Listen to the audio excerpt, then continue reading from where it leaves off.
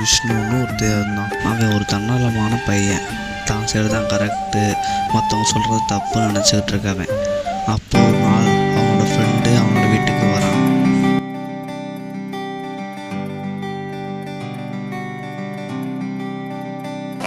டே விஷ்ணு, நம்ம ஸ்கூலில் கபடி போட்டி நடக்குதுல, நம்ம டீமில் 6 பேர் தான் இருக்கோம். நீயும் நல்லா தானே கபடி விளாடுவ, அதனால் நீ நம்ம டீம் சேர்ந்துக்கூடா. நீங்களாம் சின்ன பசங்க, நீங்களாம் விளாடுவீங்க. நான் அப்படியா?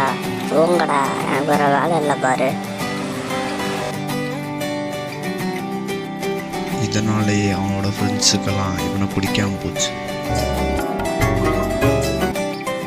ஒரு நாள் விஷ்ணுவோட ஃப்ரெண்ட் அர்ஜுன் டீ கடையில் உட்காந்து டீ குடிச்சிட்டு இருந்தான். அப்போ அந்த வழியாக விஷ்ணு போகிறத பார்த்தான்.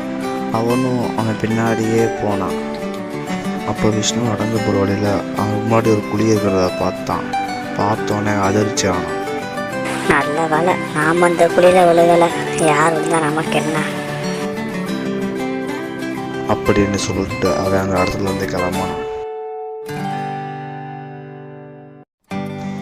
அவனை பின்தொடர்ந்து வந்த அர்ஜுன் அங்கே வந்தான். அவன் அந்த குழியை பார்த்தான், அதிர்ச்சி அடைஞ்சான். இந்த இடத்துல எவ்வளோ பெரிய குழி இருக்கு, அதை கண்டுக்காம நம்ம கண்ணுட்டு போறானே, இவனை எப்படித்தான் திருத்துறது? நம்மளும் பல முயற்சி பண்ணி பார்த்துட்டோம், ஒன்றும் வேலைக்கு ஆகலை. இவனா திருந்தினாதான் உண்டு என்று கூறிவிட்டு அங்கிருந்து சென்றான் அர்ஜுன். எனக்கு ஒரு மீட்டிங் இருக்குது, அதை நான் முடிச்சுட்டு வந்துடுறேன். என் கார் சாவி ஓட தானே இருக்கு விஷ்ணு, அதை நீ வச்சிரு, நான் முடிச்சுட்டு வந்து வாங்கிக்கிறேன், போயிட்டு வந்துடுறேன் என்று கூறிவிட்டு அவர்களது மேனேஜர் சென்றார்.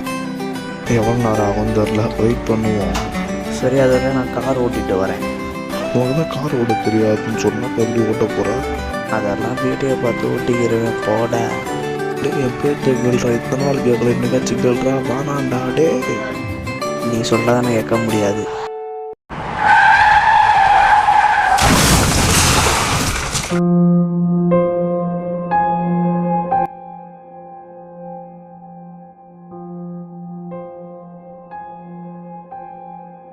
நீதானப்பா விஷ்ணுவோட ஃப்ரெண்டு? ஆமாம் சார். என்ன? உன் ஃப்ரெண்டு காரில் போகும்போது ஆக்சிடென்ட் ஆயிடுச்சுப்பா. என்ன சொல்கிறீங்க? ஆக்சிடெண்ட்டா? ஆமாப்பா. அப்போது அங்கே வந்தார் அர்ஜுனின் மேனேஜர். என்னடா ஆச்சு? விஷ்ணு எங்க? சார், விஷ்ணு கார் ஓட்டும் போது ஆக்சிடென்ட் ஆயிடுச்சு சார். என்னது, ஆக்சிடெண்ட்டா? தன் கருத்தை சரியான நினைத்தவன் பிறர் சொன்ன உண்மையை மறந்தான்.